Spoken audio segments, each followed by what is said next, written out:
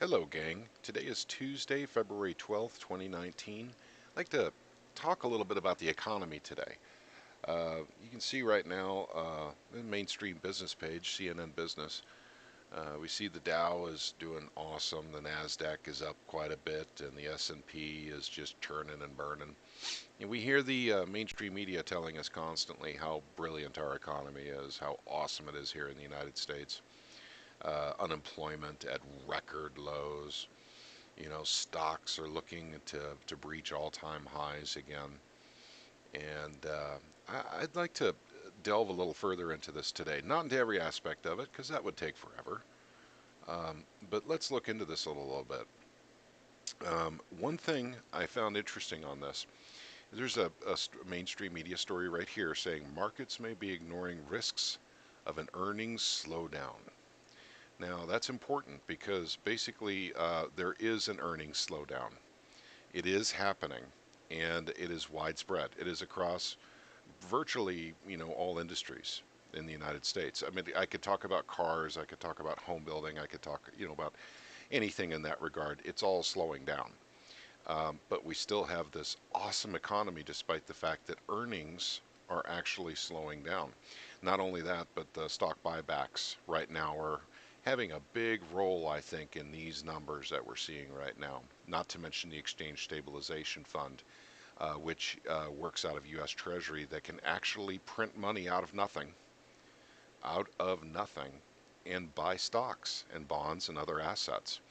You and I have to work for that money to buy investments. The federal government can literally just write checks out of a checkbook that has nothing in it and buy whatever they want. They don't have to work for it at all. They just print it into existence and then buy up assets. And they do that in the stock market. During the Clinton administration, it was referred to as the Plunge Protection Team. But the official name is the Exchange Stabilization Fund, and it does work out of the U.S. Treasury. So, yeah, we're looking at some pretty green days here. Things are looking awesome. Look at that stock market, and that should make you all feel good and make you want to go out and spend. But let's take a look at a few other stories. West Coast real estate is now so expensive that married couples are moving in with multiple roommates. I found that really interesting. I'm in the Midwest here, so that's not a phenomenon I'm familiar with. But apparently, I do know the real estate prices out in the West Coast, California, and Washington are really, really high. For instance, I could bring up stories. I won't do it right now, but from um, San Francisco, little shacks in San Francisco going for almost $1 million. And we're talking like 400 square feet of space inside these shacks, and they're almost $1 million. Um, I live in the Midwest, so I find that amusing.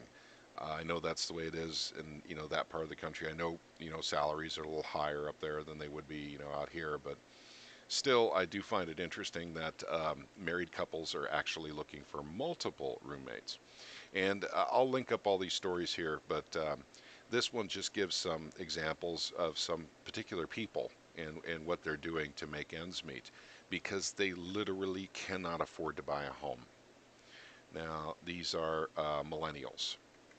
So, but there's another phenomenon going on right now, which is millennials not buying homes, still staying home with mom and dad.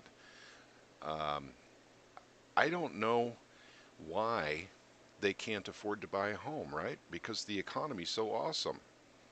I mean, the mainstream media has been telling us this for a long time now. It's just an awesome, awesome economy. Trump keeps telling us how awesome and how strong our economy is. He even probably alluded to that in the State of the Union address. But the fact of the matter is, I can answer that question. Is debt. Now, that doesn't explain why home prices are so high. That's not debt, that's inflation. But I can tell you why people can't afford to buy homes, especially in the millennial group. And that's because student loans. There's credit card debt, there's car debt, and then student loan debt. I mean, these things are preventing these guys from doing anything other than trying to pay off that debt, not to mention the amount of money they're having to shell out just to service the debt, which is pay interest. Our government does much the same thing. However, they don't seem to care. That's another one I should bring up right now. I'll bring it up real quick.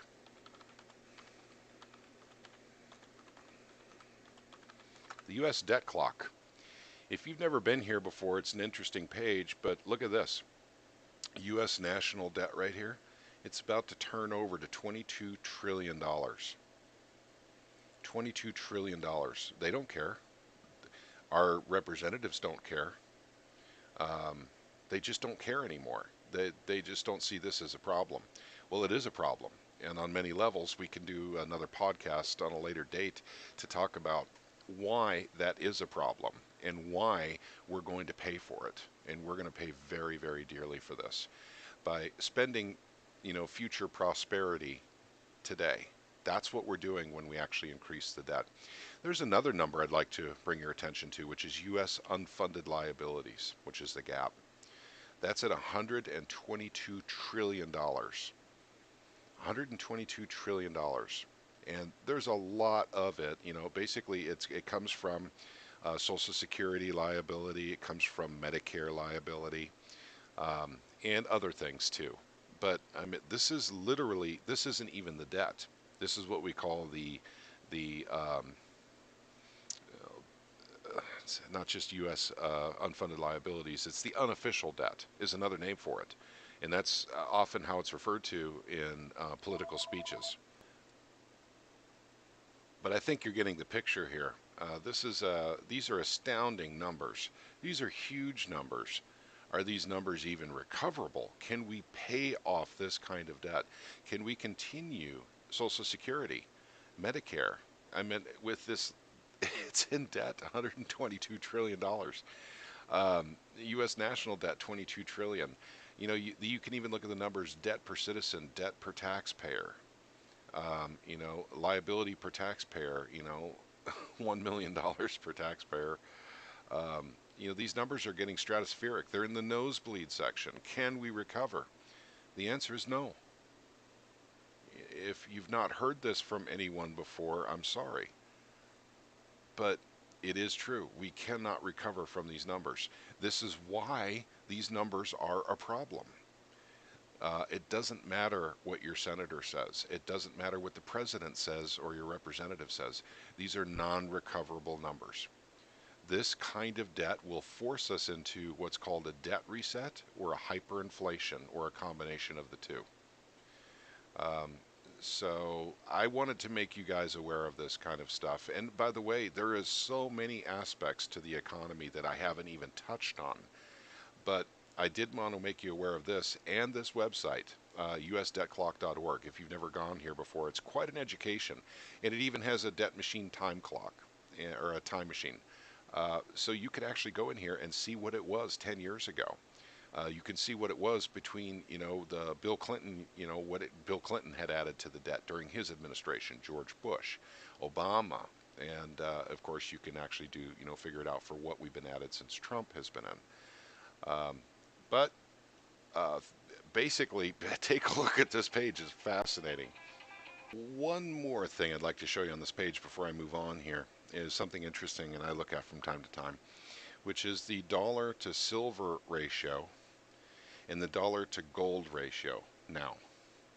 We look at it was in 1913 and what it should be now based on the same math they used in 1913 adjusted for inflation is $696 per ounce. But you can pick up silver for less than $16 per ounce. And then gold you can pick up for $1,300 and some odd, 13 and $1,340, something like that. Right now it should be at 5,600. So that's one of the answers to the problem here. By the way, it's precious metals actually holding on to that to hold on to your wealth, because it's supposed to go up with inflation. They're holding it down artificially with paper, and that's something we'll have another video on sometime in the near future. But I wanted to do one more page here, and this is the Money GPS, and he has a new video out, and where he actually has a chart where he says it proves why the Fed must drop interest rates to zero or the stock market will crash. And I will link that video up for you guys today. It's a good video. He actually is a pretty intelligent guy, and not only that, but he puts out incredibly good information. So that's something to look into as well. But at any rate, sorry about all the cuts today, but I had multiple phone calls coming in during the video. I just wanted to share some of this stuff with you guys today and my thoughts on it. Coming from the Dow Jones, it looks like the market is actually closed. So we're up almost 400 points on the Dow, 106 on the Nasdaq S&P. But this is an illusion. This is not what you should be basing your purchasing decisions on. You shouldn't be feeling good because the Dow is moving up, this much, the Nasdaq's moving up this much, the S&P's moving up. Um, you actually, this is an illusion here, and once the illusion is broken, everyone's lives will change. But it is something that I wanted to bring to everyone's attention, something to think about, and we will concentrate on different aspects of the economy, gold and silver, and also stories, for instance, about real estate, the auto market, and many other things. For instance, the debt markets, which we will concentrate on specific podcasts later. But thank you for sharing some of your time with me today. And I hope you have a pleasant day, and I look forward to you guys actually joining me again in the future. You all take care.